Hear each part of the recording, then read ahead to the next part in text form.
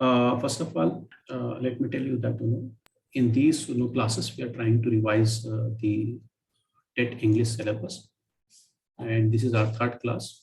And thanks to Sami sir of Global High School, Adilabad, who provided us with this premium Zoom facility so that we can accommodate more than 100 people and also run the class for more than 1 hour. Yeah, in the first two classes, we talked about parts of speech and sentence construction, also as well as sentence transformation. Those who couldn't attend our classes earlier, our videos are available online on the YouTube. It's our channel Lit Life, where you can find those lectures. And in today's class, I'm planning to talk about sentence construction, sentence transformation, and a few things from parts of speech that we couldn't cover last time. तो आज की हम class में sentence construction में बिलखुसूस types of sentences की बात करेंगे। और सेंटेंस कंस्ट्रक्शन में हमने जो पहले बात कर ली है, जो टॉपिक्स हम डिस्कस कर चुके हैं, उसे रिपीट नहीं किया जाएगा। जैसे टेंसेस के बारे में हमने बात की है और फ्रेजेस और क्लॉजेस के बारे में जो बात की है उस पर गुफ्तगू नहीं होगी, बल्कि जो चीज़ें नहीं हुई उस पर गुफ्तगू होगी। आज के टाइप्स ऑफ सेंटेंसेस में हम लोग सिंपल, कॉम्प्लेक्स, कंपाउंड, उससे रिलेटेड बात करेंगे। फिर सेंटेंस ट्रांसफॉर्मेशन में क्वेश्चन टैग्स के ऊपर बात की जाएगी। और पार्ट्स ऑफ स्पीच में हमने एडवर्ब्स पर बात की थी, लेकिन एडवर्ब्स में कुछ और चीज़ें हैं जो डिस्कस नहीं हुई थी और कुछ स्टूडेंट्स का ये कहना था कि उस पर और फर्दर डिस्कस किया जाए, तो इंशाल्लाह उस पर भी बात की जाएगी। और कंजंक्शंस में कुछ और चीज़ें हैं, कुछ बारीकियां हैं, कुछ सब टॉपिक्स है जिसको स्टूडेंट्स के रिक्वेस्ट पे डिस्कस किया जाएगा इंशाल्लाह। ठीक, shall we proceed? Yes sir. Thank you so much. चलिए, तो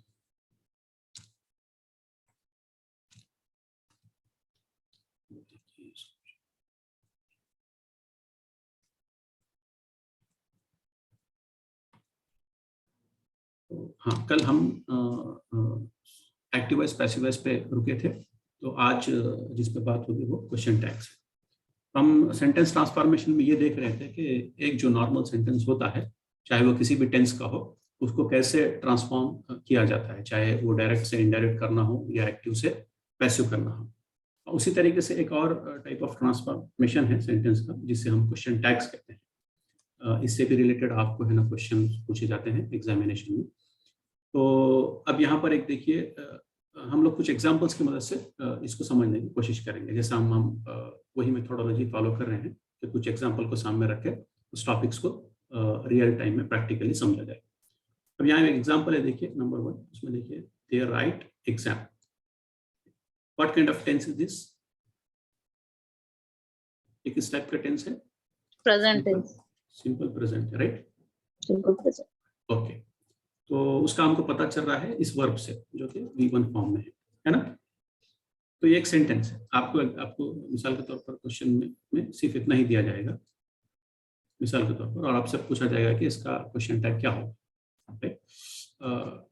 डिड दे होगा या हैव दे होगा, डस दे होगा, या ऐसा कुछ भी पूछा जाएगा। डजंट दे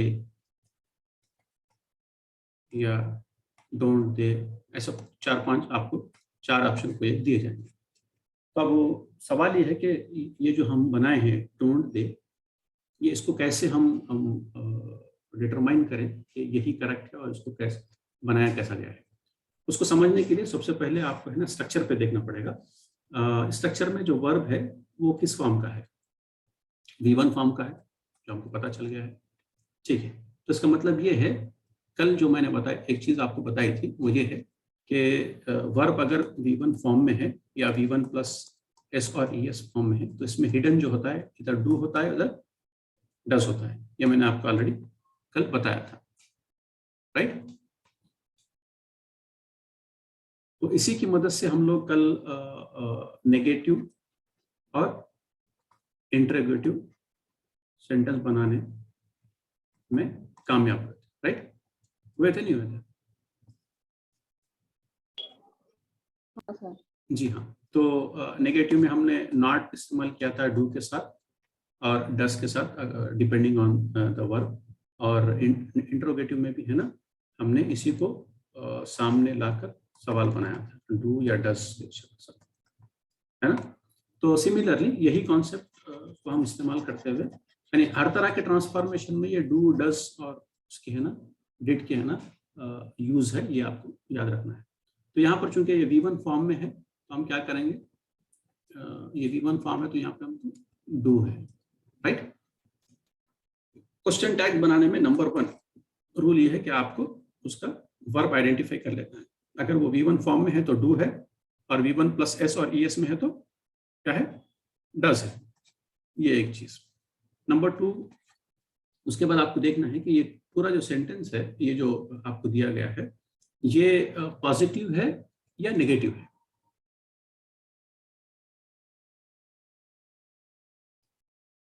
आप गेस करके बोलिए, पॉजिटिव है। Very good. अगर ये पॉजिटिव है तो क्वेश्चन टैग जो रहेगा वो नेगेटिव रहेगा, राइट। सेकंड चीज क्या है, पॉजिटिव या नेगेटिव, ये डिटरमाइन करना है आपको, राइट। और उससे होगा ये कि अगर एक्चुअल में पॉजिटिव है तो क्वेश्चन टैग में वो नेगेटिव हो जाएगा, नॉट। और अगर क्वेश्चन अगर दिए हुए है ना एक सैंपल सेंटेंस में अगर वो नेगेटिव है तो क्वेश्चन टैग उसका पॉजिटिव रहेगा। अब आप सेकंड एग्जांपल पे नोट करेंगे तो आपको पता चलेगा कि ये यहाँ पर जो एग्जांपल दिया गया है उसमें ऑलरेडी वो सेंटेंस जो है वो नेगेटिव है, राइट। तो आपका जो क्वेश्चन टैग बन रहा है वो क्या है, पॉजिटिव में बन रहा है, राइट। तो अगर सेंटेंस में वो सेंटेंस अगर पॉजिटिव है तो उसका क्वेश्चन टैग नेगेटिव बनेगा, और क्वेश्चन जो सेंटेंस दिया गया है वो अगर नेगेटिव है तो क्वेश्चन टैग जो बनेगा वो पॉजिटिव बनेगा। ये अपोजिट रहेंगे, ये आपको याद रखना है, राइट। ये लिखेंगे अपन अपोजिट, ठीक। अब उसके अलावा और एक तीसरी चीज देखने की है, वो ये है कि क्वेश्चन टैग में हम जो ले रहे हैं, अगर आप यहां देखेंगे तो ये क्या है,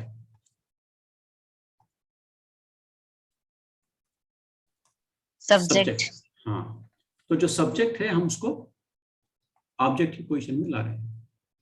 subject is going to object position, है ना। लास्ट में जो आएगा वो ऑब्जेक्ट रहेगा, शुरू में जो रहेगा वो सब्जेक्ट रहेगा। तो हम क्या कर रहे हैं, ये सब्जेक्ट को ऑब्जेक्ट की पोजीशन पे लेके जा रहे हैं, ठीक। और आप देखे हुए हैं कि अगर यहां पर नाम आ गया हो, राइट, तो वो क्या चेंज हो रहा है, प्रोनाउन में चेंज हो जा रहा है, हो रहा है ना। आप देख पा रहे हैं हमसे? Yes sir.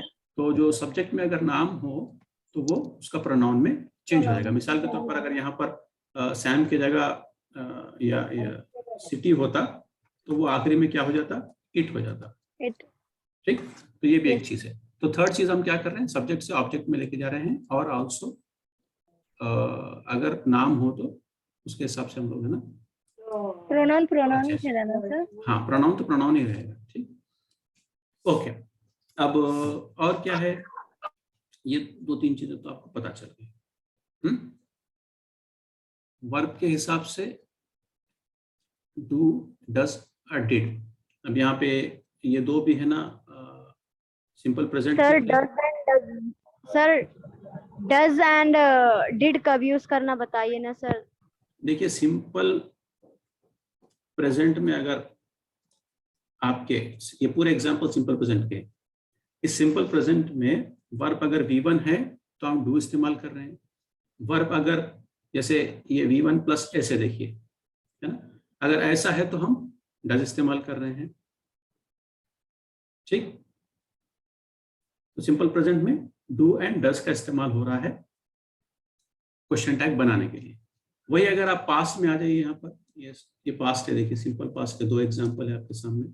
I watched news, didn't I, right.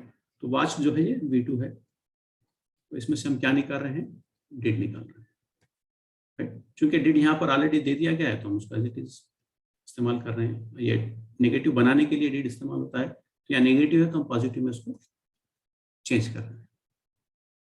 ठीक, तो ये 3 सिंपल रूल्स है, अगर आप फॉलो करेंगे तो आप आसानी से क्वेश्चन टैग्स बना पाएंगे। और मिसाल के तौर पर यहाँ पर ये लास्ट वाला एग्जांपल देखिए आप, जो लास्ट ये वाला एग्जांपल देखिए, Ramu will pass the exam won't he. Sir does कब यूज करना? जब V1 के बाद में यस आएगा तो डज यूज करना है। जी जी जी, तो V1 के साथ पहले फॉर्म ऑफ द वर्ब के साथ एस और ईएस अगर फॉर्म आएगा तो हम क्या इस्तेमाल कर रहे हैं, डज इस्तेमाल। ठीक, अगर सर, खाली V1 आ रहा है हम क्या इस्तेमाल कर रहे हैं, डू इस्तेमाल कर रहे हैं। सर एक डॉट पूछ सकते हैं? ओके, तो वैसे अगर V2 फॉर्म है तो हम डिड इस्तेमाल कर रहे हैं।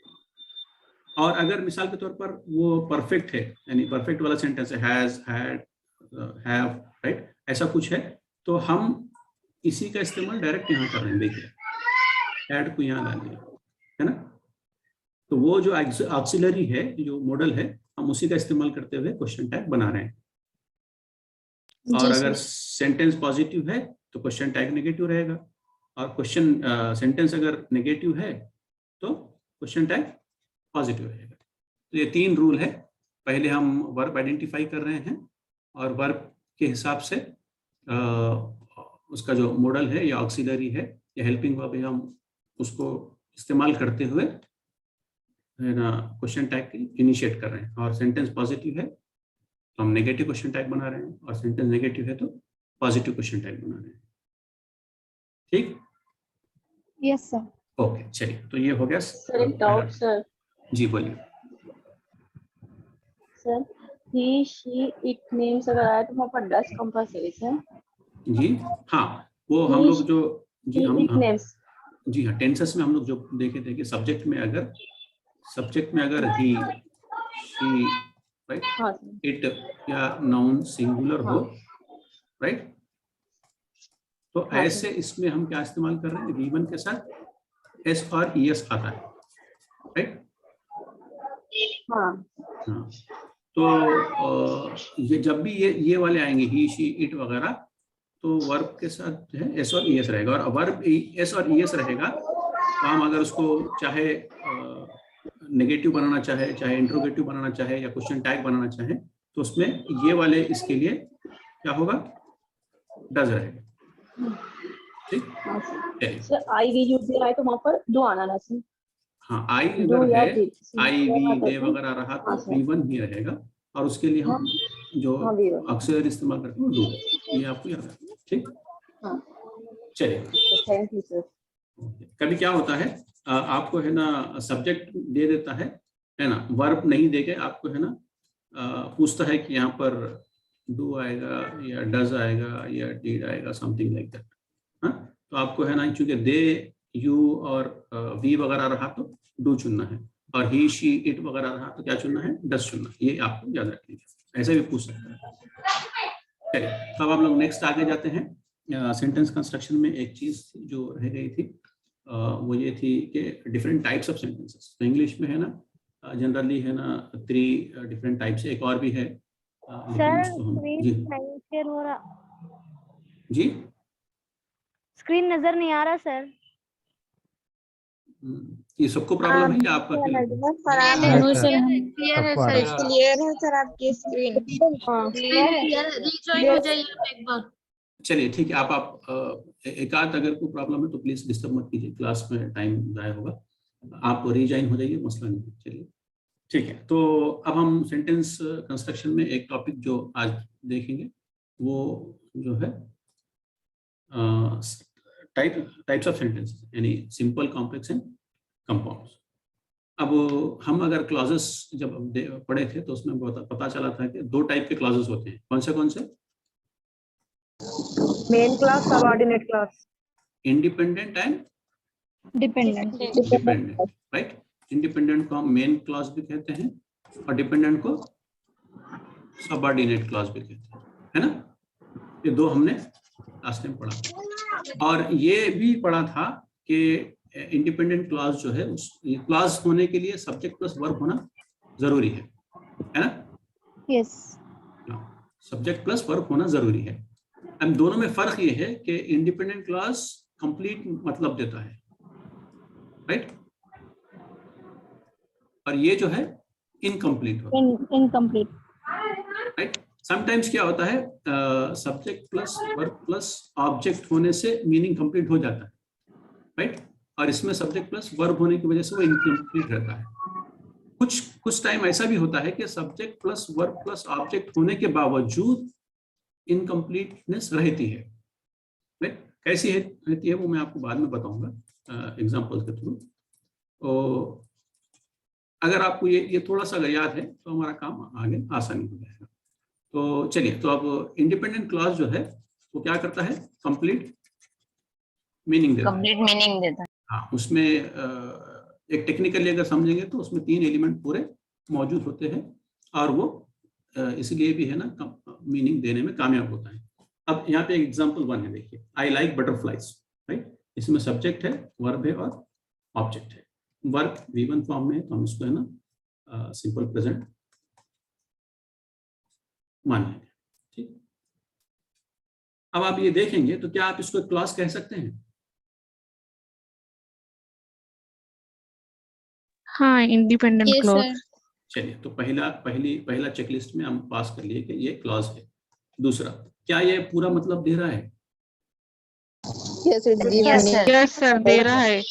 तो क्या हम इसको ये 2 क्राइटेरिया की बेसिस पे उसको हम इंडिपेंडेंट क्लॉज कह सकते हैं? यस जी सर। हाँ, कह सकते हैं। ओके।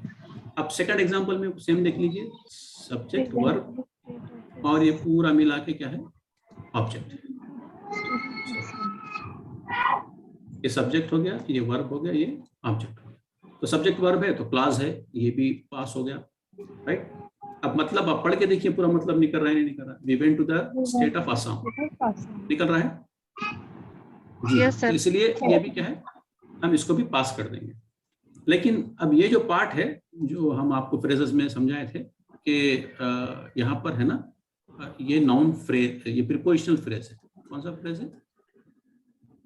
प्रीपोजिशनल फ्रेज है। प्रीपोजिशनल फ्रेज में प्रीपोजिशन रहता है प्लस नाउन और नाउन फ्रेज होता है ना। अब यहाँ देखिए ये प्रीपोजिशन है और ये पूरा मिला के क्या है,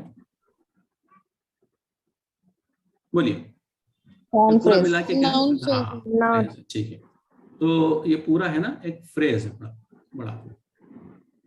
चलिए, तो इसी तरीके से a black panther will jump on you, ये 3 पार्ट है देखिए इसमें। विल जंप जो है वो वर्ब फ्रेज है, जैसा हम जानते हैं वर्ब के साथ ऑक्सिलरी होता है ना। और ये यू नाउन है और ऑन जो है वो प्रीपोजिशन है। तो प्रीपोजिशन प्लस नाउन क्या बनता है, प्रीपोजिशनल फ्रेज बन जाता है। अब यहाँ पर ए ब्लैक पैंथर है तो पैंथर नाउन है, ब्लैक जो है एडजेक्टिव है, राइट, और ए जो है आर्टिकल है जो कि एडजेक्टिव का काम कर रहा है। तो ये पूरा मिला के क्या हो गया, नाउन फ्रेज हो गया। तो नाउन फ्रेज इज सब्जेक्ट हो गया, वर्ब फ्रेज वर्ब हो गया और ये लास्ट वाला प्रीपोजिशनल फ्रेज जो है वो ऑब्जेक्ट हो गया। तो 3 भी एलिमेंट इसमें मौजूद है, इसकी वजह से आप पढ़िए इसको, black panther will jump on you. तो ये भी पूरा मतलब दे रहा है ना। तो तीनों एग्जांपल आप देख लीजिए। तो तीनों एग्जांपल देखने से आपको ये पता चल रहा है कि सिंपल सेंटेंस जो है it is basically a independent clause, right. क्या समझ सकते हैं हम? सिंपल सेंटेंस इज ए हमेशा वन, सिंपल सेंटेंस हमेशा इंडिपेंडेंट क्लॉज रहते हैं क्या सर? नहीं, हाँ, कभी-कभी। हमेशा तो सिंपल सेंटेंस इंडिपेंडेंट क्लॉज ही रहते हैं। जी मैं बोल रहा हूँ उसमें subject plus verb plus object 3 भी रहते। जी। मुझे कभी-कभी फिर फिर जी मुझे अच्छा, बोलने दीजिए, ओके। हाँ, तो सिंपल सेंटेंस जो है वो इंडिपेंडेंट क्लॉज है 100% फॉर श्योर। और दूसरा, सिंपल सेंटेंस में सिर्फ एक इंडिपेंडेंट क्लॉज रहेगा। कितना रहेगा? सिर्फ एक, ओनली वन। कहीं पर भी 2 क्लॉजेस नहीं है। 3 भी एग्जांपल हम जो लेके देखे उसमें कहीं पर भी 2 क्लॉजेस नहीं है, ओनली 1 क्लॉज है, 1 इंडिपेंडेंट क्लॉज, ठीक। तो सिंपल सेंटेंस उस सेंटेंस को कहते हैं जिसमें सिर्फ एक इंडिपेंडेंट क्लॉज हो। ये आपको याद रखना, ठीक। सेकंड आ जाइए कंपाउंड सेंटेंस में। कंपाउंड सेंटेंस में यही है कि यहाँ पर 2 क्लॉजेस है। देखिए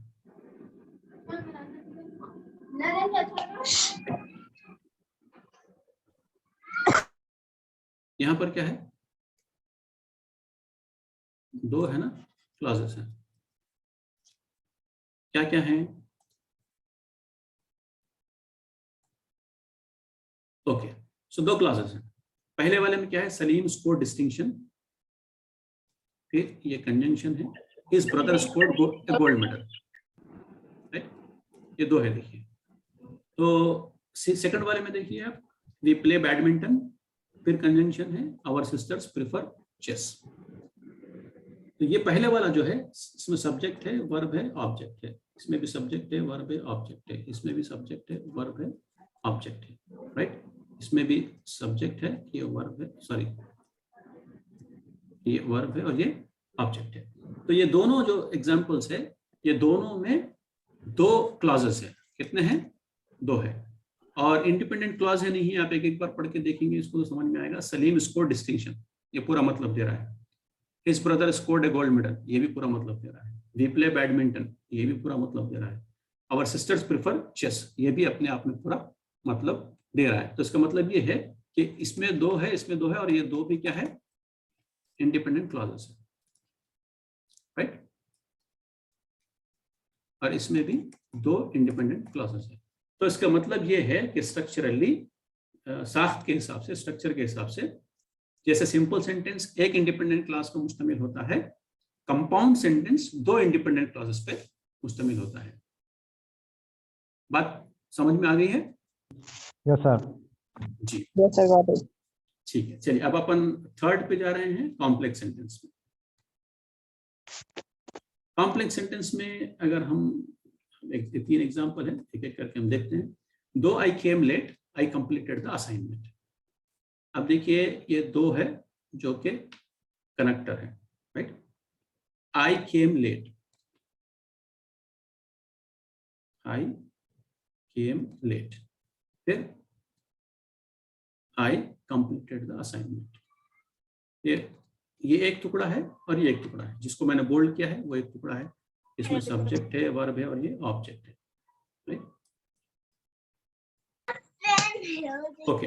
और इसी तरीके से Sam wrote many books, Sam wrote many books because he likes reading. यहाँ पे आप नीचे वाले में देखिए, since winter is coming I will arrange a sweater because I do not like cold. तो पहले वाले में देखिए आप दो पार्ट हैं, सेकंड वाले में भी दो पार्ट हैं, थर्ड वाले में तीन पार्ट हैं।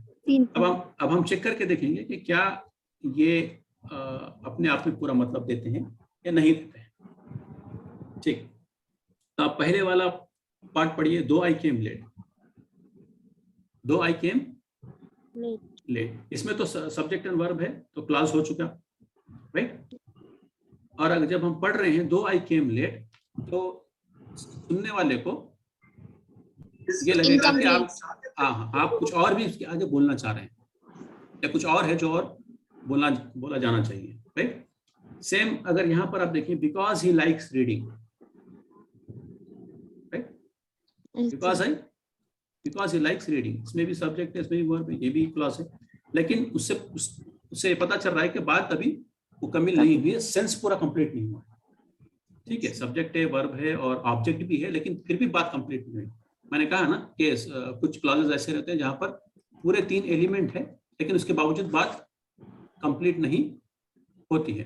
तो यहाँ पर वो देखिए आप, ही लाइक्स रीडिंग, ये अपने आप में तो ऐसा लग रहा है कि है ना पूरा कंप्लीट है, लेकिन चूंकि इसके साथ अटैच्ड है ये बिकॉज के साथ, तो ये इनकम्प्लीट है।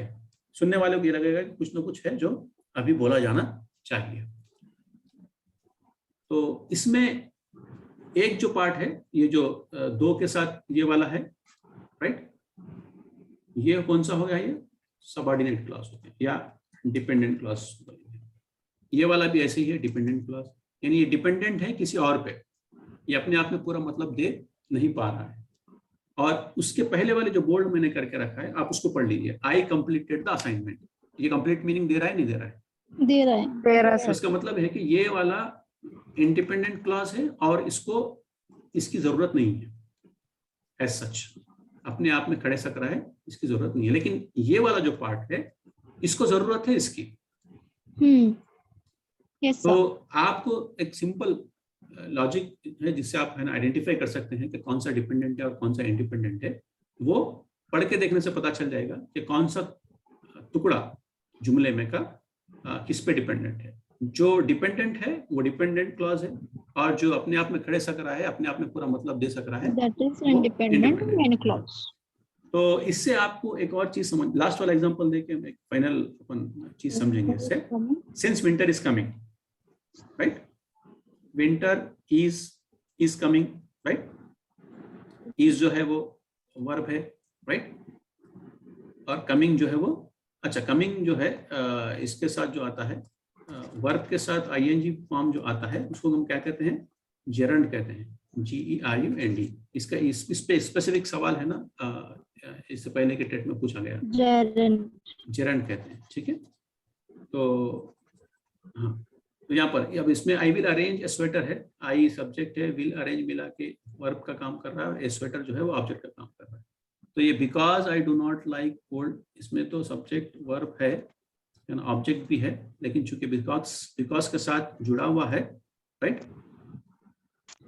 इसीलिए वो पूरा मतलब नहीं दे पा रहा है। सिंस विंटर इज कमिंग, सो क्या उसके आगे क्या कुछ तो होना चाहिए, because I do not like cold, तो उससे पहले कुछ होना चाहिए।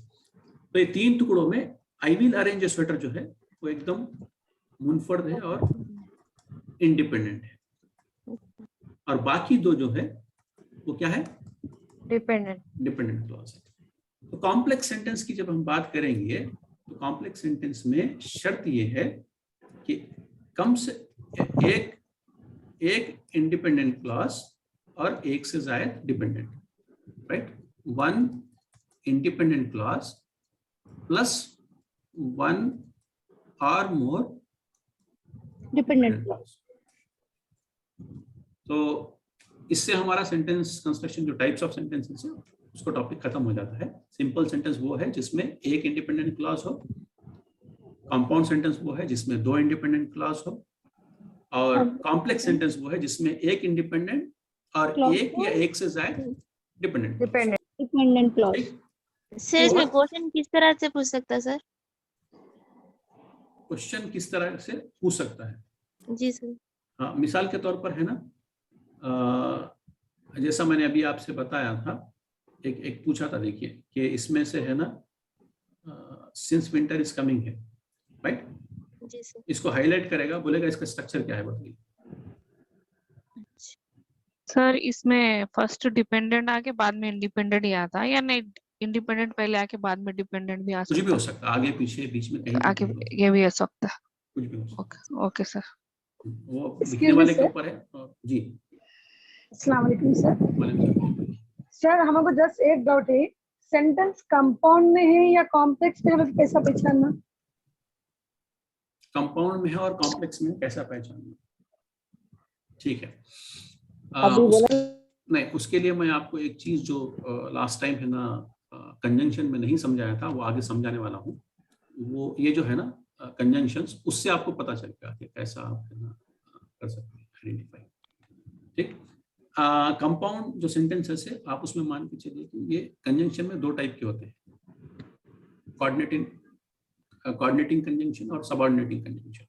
कोऑर्डिनेटिंग जो कंजंक्शन है वो कंजंक्शंस इसमें इस्तेमाल होते हैं, जैसे बट एंड है, राइट, इस टाइप के।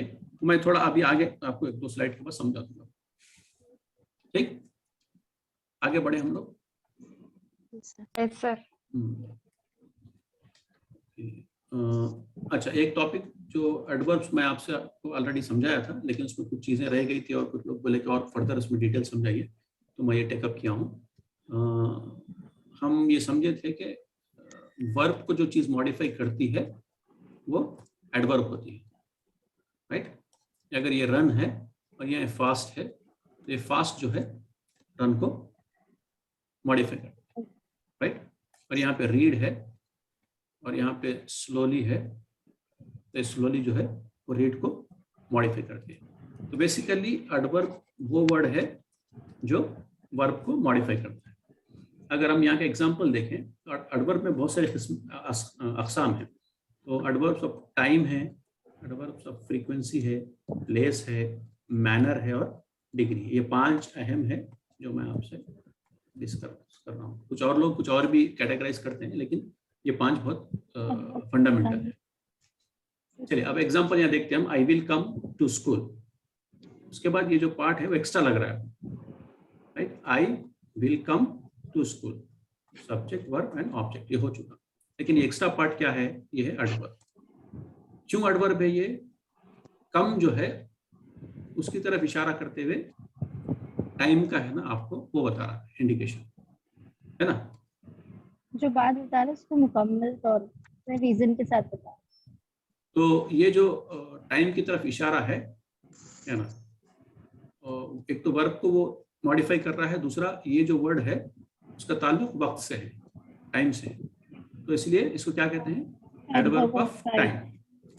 अब सेकंड एग्जांपल में देखिए, we usually lose the match, यानी जब भी हम मैच खेलते हैं हार ही जाते हैं, तो ये बात हम इंग्लिश में बोल रहे हैं, we usually lose the match. We है, लूज है, द मैच है, सब्जेक्ट है, वर्ब है, ऑब्जेक्ट है। तो ये यूजुअली क्या है? ये एडवर्ब है। हार जो है वो अमूमन हार जाते हैं, तो हार जाने से ताल्लुक यूजुअली का है, तो ये एडवर्ब है फॉर श्योर। लेकिन अब ये यूजुअली जब आप कह रहे हैं तो फ्रीक्वेंसी है ये, राइट। जैसे मिसाल तौर पर डेली, रेगुलरली, राइट, वीकली, ये क्या है? ये सब क्या है? फ्रीक्वेंसीज है, सॉरी, है ना। यूजुअली, फ्रीक्वेंटली, है ना, ये सब क्या है? फ्रीक्वेंसी की तरफ इशारा करते हैं। तो ये क्या है? एडवर्ब्स ऑफ फ्रीक्वेंसी कहते हैं इसे। अब थर्ड वाला एग्जांपल देखिए, अब Salim will meet you there. Salim will meet you, subject verb and object, ये 3 हो गया। लेकिन यहाँ पर एक्स्ट्रा चीज है, क्या है ये? देर।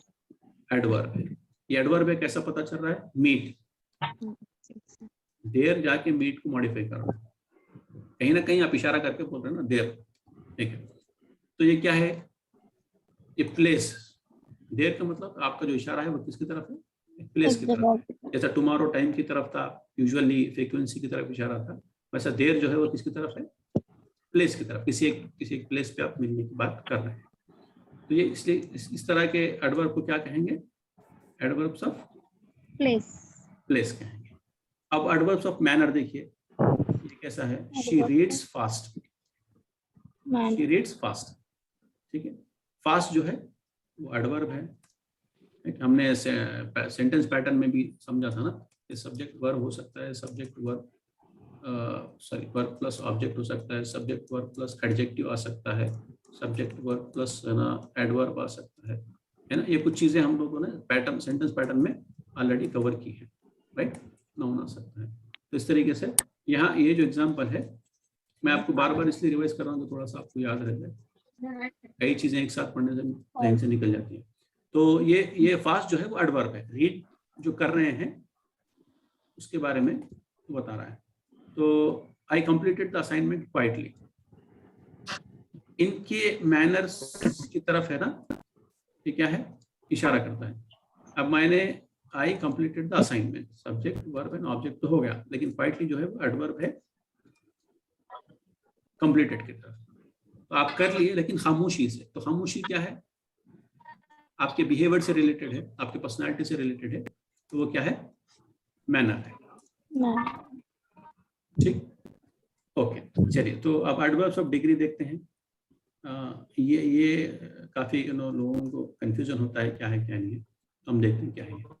She dash she finish the project, ये मत पढ़िए, अगर पढ़ के आप देखिए, she finish the project, right. लेकिन कैसे किए? ऑलमोस्ट, तकरीबन खत्म कर दिया, ऑलमोस्ट मतलब है ना। तो ये खत्म करने की तरफ इसका इशारा है, तो ये क्या है? एडवर्ब हो गया। पहले वो टेस्ट पास हो गया। सेकंड, ऑलमोस्ट क्या है? राइट, क्या है? तकरीबन अपना काम करते हैं। फुल्ली है, पार्शियली है, राइट, स्लाइटली है, ऑलमोस्ट है। तो ये सब क्या है? ये डिग्रीज है, है ना। जैसे मिसाल के तौर पर हम डिग्रीज ऑफ कंपैरिजन में भी देखते हैं ना, गुड, राइट, बेटर, बेस्ट, ये क्या है, डिग्रीज है ना। तो वैसे ही ये भी है ना, एडवर्ब ऑफ डिग्री है। आप सेकंड वाला एग्जांपल देखिए, the river was completely damaged. The river was damaged, but how? Completely. Completely. तो ये भी क्या है, जैसा फुल्ली है ना वैसे ही कंप्लीट है, तो ये भी डिग्री है एक्चुअली, एडवर्ब ऑफ डिग्री है। ठीक, तो ये चीज रह गई थी, स्टूडेंट के रिक्वेस्ट पे मैंने इसको रिकवर कर लिया है। अब आगे बढ़ते हैं, कुछ प्रॉब्लम तो नहीं है ना। आपको पहले एडवर्ब समझ में आ जाना चाहिए, और वो एडवर्ब को जब समझ में आ जाए कि ये एडवर्ब है, तो उसके बाद देखने से आपको अंदाजा होगा वो टाइम का है या फ्रीक्वेंसी का है, प्लेस का है, मैनर का है, डिग्री का, उसमें ज्यादा मुश्किल नहीं होगी इंशाल्लाह। ठीक, अब ये कुछ एग्जांपल्स है, अगर आप उसको स्क्रीनशॉट लेके रखना चाह रहे तो रख लीजिए, या ऑनलाइन पे आपको मिल जाएगा। ठीक है, मैनर से रिलेटेड कुछ है और प्लेस से रिलेटेड, टाइम से रिलेटेड, ये आप रख ले सकते हैं। चलिए, अब नेक्स्ट हम लोग आते हैं कंजंक्शंस पे। तो जो मैं बात कर रहा था, कंजंक्शन वो वर्ड्स हैं जो दो ह्रुफ को, दो फ्रेजेस को, दो क्लॉजेस वगैरह को है ना जोड़ते हैं। तो कंजंक्शंस में दो टाइप के हैं, कोऑर्डिनेटिंग और सबऑर्डिनेटिंग। तो कोऑर्डिनेटिंग को हम इस एक्रोनिम से याद रख सकते हैं, FANBOYS, right. F for A for and, N for not, B for but, O for or, Y for yet, S for so. तो ये कोऑर्डिनेटिंग कंजंक्शन। तो कोई पूछ रहे थे कि भाई देखिए ये कंपाउंड सेंटेंस है वो कैसे बनते हैं। तो कंपाउंड सेंटेंस में जब दो इंडिपेंडेंट क्लॉजेस को जोड़ा जाता है तो वो इन्हीं के सहारे से जोड़ा जाता है। ठीक, ओके सर। कंपाउंड सेंटेंसेस के जो क्लॉजेस होते हैं, इंडिपेंडेंट क्लॉजेस, राइट, उनको कोऑर्डिनेटिंग कंजंक्शन के सहारे से जोड़ा जाता है। सर ये कोऑर्डिनेटिंग 7 ही रहते सर? हाँ जी, 7 ही है इंग्लिश में, अल्लाह का फजल है, ज्यादा कंफ्यूजन नहीं है, 7 ही है। लेकिन सबऑर्डिनेटिंग जो है वो बहुत ज्यादा है। सबऑर्डिनेटिंग जो है बहुत ज्यादा है, उसमें से बहुत अमूमन जो इस्तेमाल होते हैं वो कुछ ये है, although, before, once, that, when, whether, as, how, since, though, whether, whenever, while, because, if, then, until, where, why। ये कुछ कॉमनली यूज सबऑर्डिनेटिंग कंजंक्शन है। जैसे हम लोग इफ क्लॉजेस पढ़े थे ना, इफ का इस्तेमाल करते हुए जोड़ा जा रहा था दो क्लॉजेस को, जिसमें एक इंडिपेंडेंट और एक डिपेंडेंट था। और हम लोग बिकॉज से भी अब कुछ एग्जांपल देखे हैं कॉम्प्लेक्स सेंटेंस में, राइट। और आल दो की भी दो या आल दो जो है वो भी इस्तेमाल, आल दो वगैरह से के इस्तेमाल से भी कॉम्प्लेक्स में कुछ एग्जांपल्स हम लोग अभी देखे हैं। जैसे मिसाल के तौर पर देखें यहाँ पर बिकॉज के जरिए से एक हमने बनाया था, सिंस के जरिए से, दो के जरिए से। तो कॉम्प्लेक्स सेंटेंस में जो सबऑर्डिनेटिंग क्लॉज होता है या डिपेंडेंट क्लॉज होता है वो सबऑर्डिनेटिंग कंजंक्शन के इस्तेमाल से होता है। सबऑर्डिनेटिंग यहाँ पर भी है, देखिए सबऑर्डिनेटिंग वहां पर भी था, डिपेंडेंट को सबऑर्डिनेटिंग क्लॉज भी कहते हैं, वो इसलिए कि वो इन सबऑर्डिनेटिंग कंजंक्शन के जरिए से बनता है। ठीक, चलिए और एक और टॉपिक पे हम नजर डालते हैं। कंजंक्शंस में एक और वैरायटी है जिसे कोरिलेटिव कंजंक्शंस कहते हैं, और इसमें से compulsorily most of the time और अक्सर कॉम्पिटिटिव एग्जाम में क्वेश्चन आता है। कोरिलेटिव कंजंक्शन में अक्सर एक क्वेश्चन बनता है इस टॉपिक से। उसकी वजह यह है कि इसके इस्तेमाल में अक्सर लोग है ना गलतियां करते हैं, तो इसलिए इसमें से बनता है क्वेश्चन है। अब इसमें देखिए 4 अहम है, 1, 2, 3 और 4। Not only but also, either और, नीदर और, बोथ एंड। तो ये 4 पेयर्स है। कोरिलेटिव किसे कहते हैं? जो पेयर में आना चाहिए, राइट, जिनका इस्तेमाल है ना वजन के एतबार से बराबर होना चाहिए, समझ रहे? हाँ, तो अब ये एग्जांपल देखते हैं हम पहले वाले में, नॉट ओनली बट आल्सो में।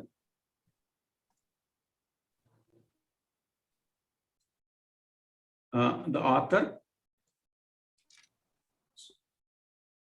author wants fame wants money.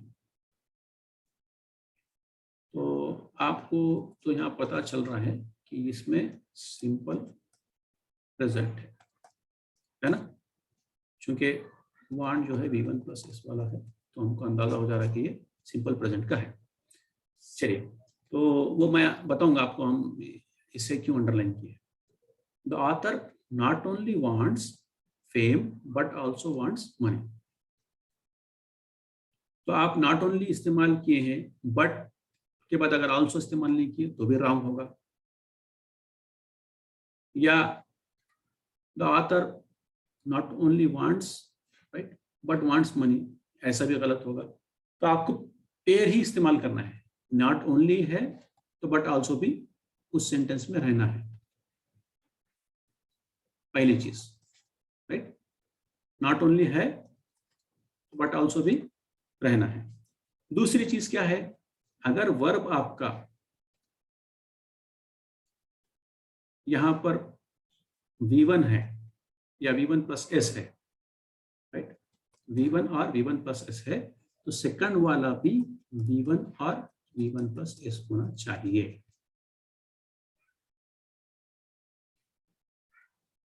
Are you with me?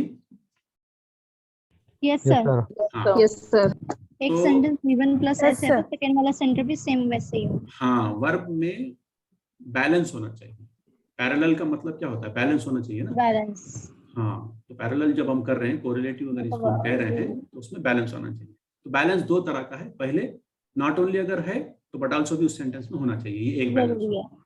Second balance ये है कि वर्ब अगर जिस फॉर्म में पहले वाले में है, सेकंड वाले Second में में भी भी सेम वही वैसे होना चाहिए। अगर वो V1 है पहले वाले में, तो सेकंड वाले में V1 होना चाहिए। अगर फर्स्ट वाले में अगर वो V2 है, तो सेकंड वाले में भी V2 होना चाहिए, राइट।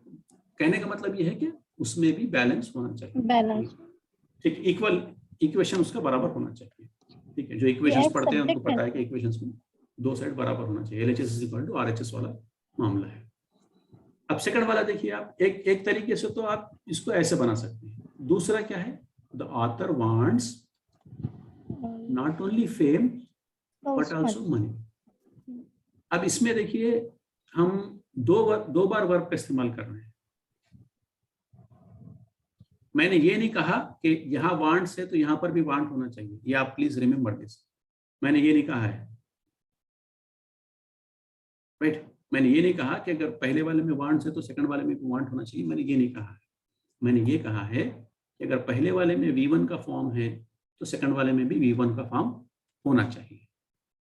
टेंस को हम हार्मोनाइज कर रहे हैं, है ना। लेकिन सेकंड वाले में आप देखिए कि आप इस्तेमाल कर रहे हैं नॉट ओनली बट आल्सो, लेकिन ये दो चीजों को जो रेफर कर रहे हैं, दोनों में कॉमन टाइप का वर्ब आ सकता है। अगर आ रहा है तो आप इस्तेमाल कर रहे हैं। तो उसमें क्या करना है, सेकंड वाले में कोई वर्ब नहीं लगाएंगे।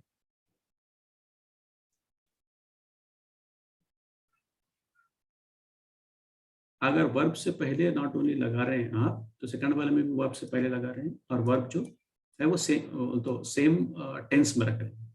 सेकंड वाले में ये है कि आप दोनों के लिए एक ही वर्ब इस्तेमाल कर रहे हैं, द ऑथर वांट्स, उसके बाद नॉट ओनली लगा के एक चीज दे दिए आप, उसके बाद बट ऑल्सो लगा के एक और चीज दे दिए। तो ये भी है ना, बैलेंस हो गया।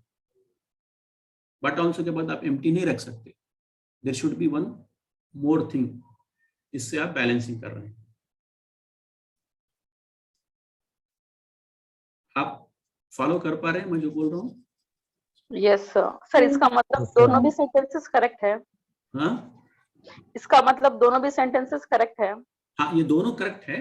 ये दोनों तरीके हैं उसके इस्तेमाल के, नॉट ओनली बट ऑल्सो, लेकिन दोनों में स्ट्रक्चरली थोड़ा फर्क है ना। पहले वाले अब हम जो चीज देख रहे हैं वो ये है कि नॉट ओनली बट ऑल्सो पहले आना चाहिए। नॉट ओनली है तो बट ऑल्सो भी आना चाहिए, पहली चीज हम जो बताई। सेकंड ये है कि वर्ब जो है वो दोनों में सेम टेंस में होना चाहिए, right. Sir Not exam only में है। कैसा पूछेगा क्वेश्चन? हाँ, ये आपको मिसाल के तौर एग्जाम पर में कैसा पूछेगा हमारा क्वेश्चन? जी, ये पूरा ये एक एग्जांपल दे दिया उन्हें the author not only wants fame but also है ना मनी समथिंग, वांट्स मनी, ठीक है। दे के आपको है ना ये वर्ब की जगह उन्हें आपको ब्लैंक कर देगा, और सेकंड वाले वर्ब के पास भी ब्लैंक कर देगा, और नीचे देगा वांटेड कामा ABCD options. वांटेड कामा वांट, वांट्स कामा वांटेड, राइट, वांट्स कामा wants.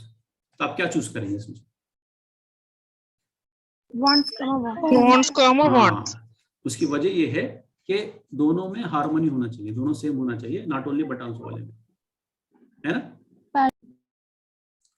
Right? Yes sir. Okay, चलिए। तो सर इसके अंदर है ना वर्ब का फर्स्ट फॉर्म ही क्या ना ऑलवेज? नहीं नहीं, मैंने वो भी नहीं कहा है आपसे, मैंने जी। वहां पे कुछ भी आ सकता है। Depend upon the question. Author है ना wanted not only fame but also money. Generally तो ये वो है, क्या बोलते हैं, इंडिफिनिट है, यानी 90% तो वो उसी में आएगा, सिंपल प्रेजेंट ही रहेगा।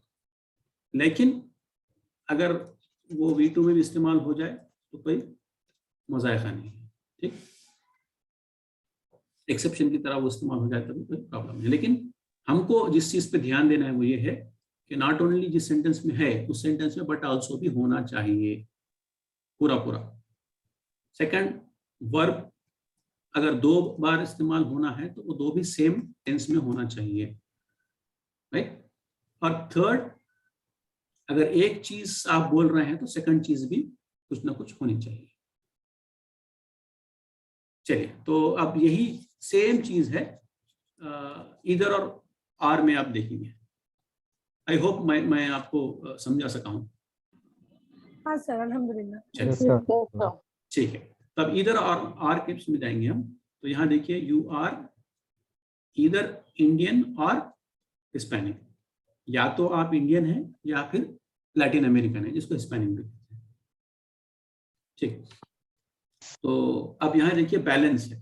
पहली चीज क्या कहे थे हम लोग, 2 चीजें होना है, Yes, sir. Equal. इसमें इधर है तो आर भी है सेंटेंस में। ये हमने चेकलिस्ट में हम लोग ये देख लिया, इधर और आर मिल गया हमको। सेकंड चीज क्या देखना है हमको कि वर्ब, राइट, यहाँ पे तो सिर्फ सिंगल वर्ब है तो प्रॉब्लम ही नहीं है ना, Yes, sir. सिंगल वर्ब के इस्तेमाल से ये हो रहा है तो प्रॉब्लम नहीं है। ओके, ये भी हो गया। थर्ड चीज क्या देखना है, 2 चीजें कंपेयर हो रही है नहीं हो रही है। जैसे यहाँ पर फेम और मनी था, वैसे यहाँ 2 चीज हो रही नहीं है, इंडिया और हिस्पैनिक हो रही है ना। Yes, sir. हाँ, ये 2 चीजें। Yes, sir. ठीक है, तो अब अपना तो काम हो गया, बाकी कोई चीज तो है नहीं इसमें। तो ये 3 चीज हम देख पाए हैं।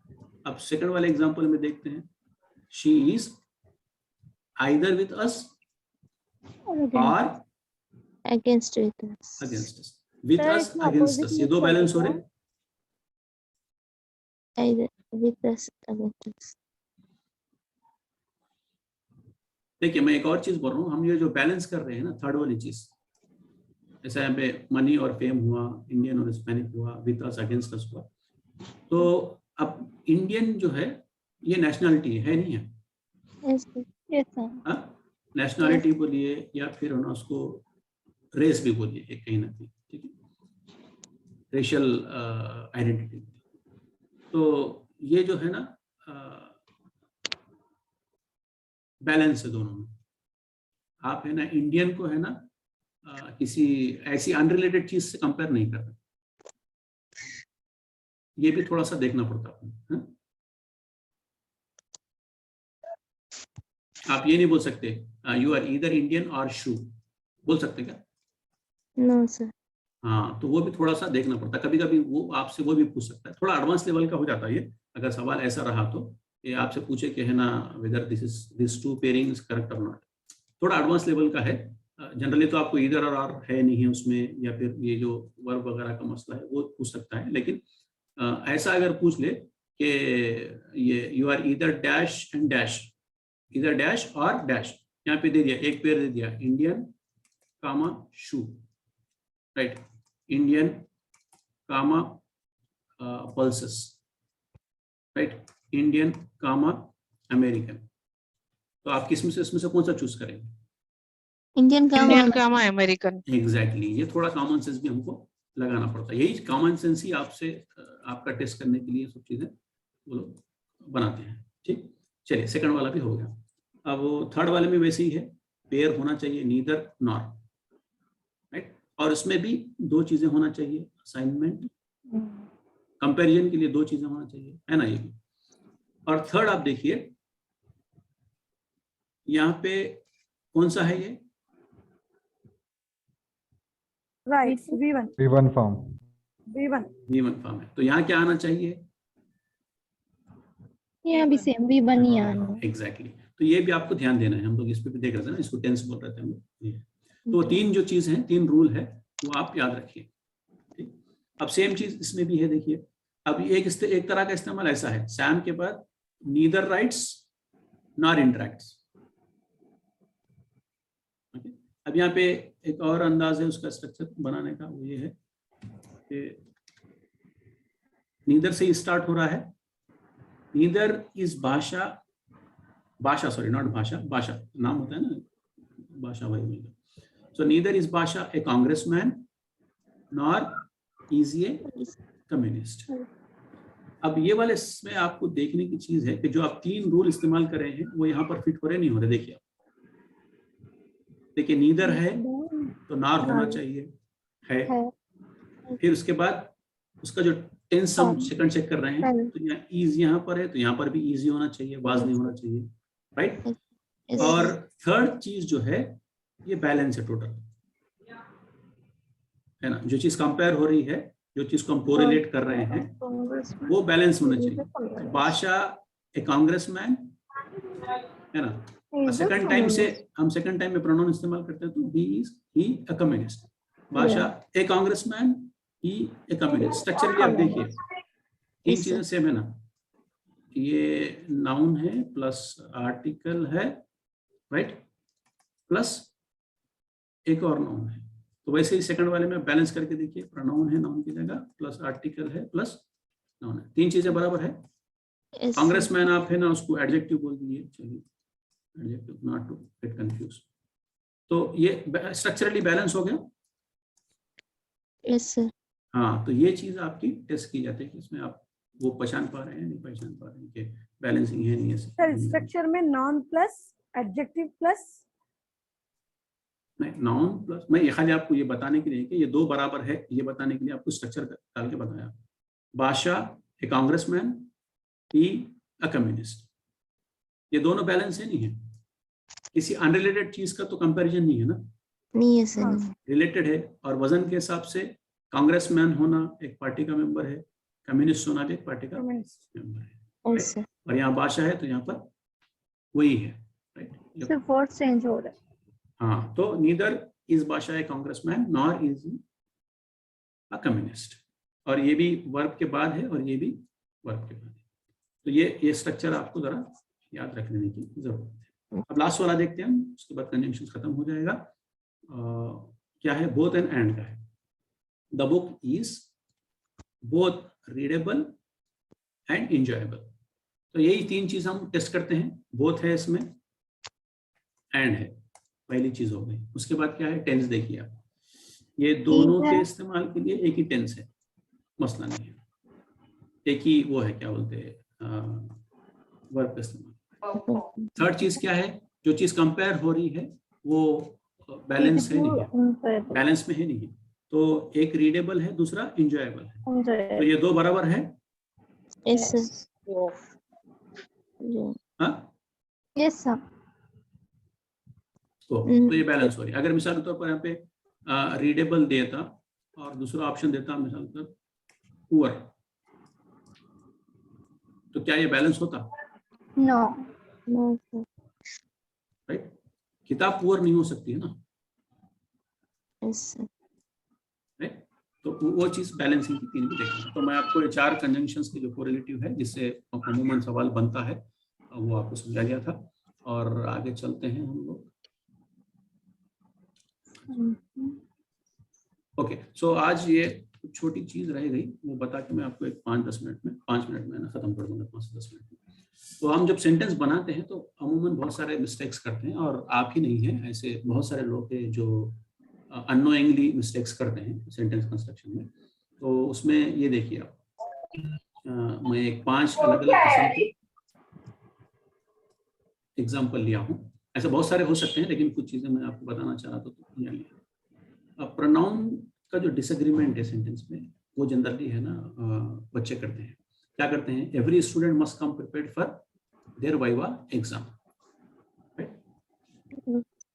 अब जब आप यहाँ पे एवरी स्टूडेंट कह रहे हैं, तो क्या उसके लिए देयर होगा? नो सर, देर बोले तो वो होगा। No sir. अगर यहाँ पर ऑल होता तो there would have been okay, लेकिन ईच अगर है, एवरी अगर है, तो आप क्या कर रहे हैं? एक लॉट में से इंडिविजुअल को अलग अलग आइडेंटिफाई करके बोल रहे हैं, but in A group also identify करके बोल रहे हैं। तो इसका मतलब ये है कि उसका जो वो रहेगा, प्रोनाउन जो रहेगा वो इज और हर होगा, है ना? इज और हर होगा। तो आप याद रख लीजिए, एवरी और ईच जहां पे आएगा वहां पे प्रोनाउन जो है वो क्या होगा? सिंगुलर होगा। ये एक मिस्टेक होती है जनरली, जिससे आप बच सकते हैं। अब सेकंड में आ जाइए, सब्जेक्ट वर्ब डिसएग्रीमेंट है। जनरली सब्जेक्ट वर्ब में एग्रीमेंट होना चाहिए, तो डिसएग्रीमेंट होता है, कुछ बच्चे प्रॉब्लम करते हैं। मिसाल के तौर पर दीज बुक्स, ये सब्जेक्ट, राइट? इज जो है, दीज और इज जो है, अच्छा, वो डिसएग्री कर रहे हैं, या आर है ना? Yes are. हाँ, तो यहाँ आना चाहिए आर। तो मैं एक एग्जांपल दिया, सब्जेक्ट वर्ब के बहुत सारे हो सकते हैं, राइट? दे हो के हैज हो सकता है, हालांकि दे जब आएगा तो वहां पे हैव होना चाहिए, है ना? तो ऐसा सब्जेक्ट और वर्ब में डिसएग्रीमेंट हो सकता है। देखिए, फिर एक कुछ लोग क्या करते हैं, सिमिलर वर्ड्स है ना, उसको मिक्सअप कर देते हैं सेंटेंस। जैसे मिसाल पर their house was like a garden, यहाँ पे THEIR आना चाहिए, है ना? ये देयर होगा, ये प्लेस से, ये जो ये देयर जो है वो पोसेसिव है ना? THEIR जो है ये पोसेसिव, उनका, राइट? उनका का मतलब ये वहां का मतलब, तो उनका की जगह पे वहां पे आ गया। तो ये थोड़े जनरली बच्चे मिस्टेक करते हैं, तो अगर आप थोड़ा ध्यान देंगे तो आप उससे बच जाएंगे। सेकंड वाले एग्जांपल में देखिए, the rain had a good effect on the farmers field. ये इफेक्ट होना चाहिए, ये दो में फर्क है, इफेक्ट और अफेक्ट में फर्क है, ठीक है? तो ये इस पे भी आपको जरा तवज्जो देना है। फिर और कुछ टाइप में जो कुछ मिस्टेक्स होते हैं, वो क्वांटिटी को स्पेसिफाई करने में होते हैं। जैसे मिसाल पर फ्यू और लेस है, there was less water in the bottle and fewer chocolates in the box. जब आप है ना सिंगल ग्रुप को रेफर करते हैं, सिंगल को या सिंगल ग्रुप को रेफर करते हैं, तो वहां पर लेस लीजिए, ठीक? और वहीं पर आप है ना मल्टीपल इसको ग्रुप कर चीज को रेफर करते हैं, तो क्या कीजिए? फ्यूअर लीजिए। वाटर जो है, आप उसको है ना 10, 12, 15 ऐसा आप है ना क्वांटिफाई नहीं कर सकते। कर सकते हैं क्या? नो, एज अ सिंगल ही आप काउंट करते हैं उसको, तो ऐसी चीजों में लेस आप इस्तेमाल करते हैं। लेकिन चॉकलेट जो है वो तो 10, 12, 15 भी हो सकते हैं। हाँ, तो ऐसा। चलिए, तो ये एक छोटा सा था, वो मैंने बता दिया। और कुछ मिसलेनियस एक दो है, और आप देख लीजिए यहाँ पे। This is one of the most watch, okay, this is one of the most watched actors name. Actor नहीं, videos, this is one of the most watch videos on YouTube. तब यहाँ पर आप जो जनरली मिस्टेक होती है और इस टाइप के सवाल बार बार पूछे जाते हैं एग्जाम में, यहाँ पर जब भी हम वन ऑफ द मोस्ट इस्तेमाल करते हैं तो वर्ब के साथ प्लूरल होना चाहिए, सॉरी नाउन के साथ क्या होना चाहिए, प्लूरल होना चाहिए। नाउन जो है वो प्लूरल में आना चाहिए। One of the most videos, right.